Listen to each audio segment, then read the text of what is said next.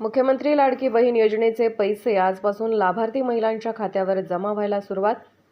सांगलीत महिलांनी केला साखर पेढे वाटून जल्लोष. माहिती सरकारचे केले लाभार्थी महिलांनी अभिनंदन.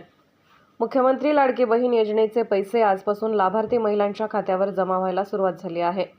त्यामुळे आज सांगलीत भाजपा अनुसूचित जाती मोर्चाकडून पैसे जमा झालेल्या विद्यार्थ्यांना साखर पेढे आणि जिलेबी वाटून आनंद व्यक्त केला.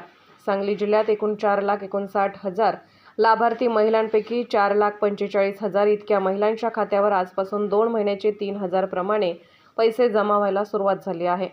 त्यामुळे आज या सांगलीच्या मारुती चौकात भाजपा महिला आघाडीकडून महिलांना तसेच लाभार्थ्यांना साखर पेढे वाटप करून युती सरकारचे अभिनंदन करण्यात आले.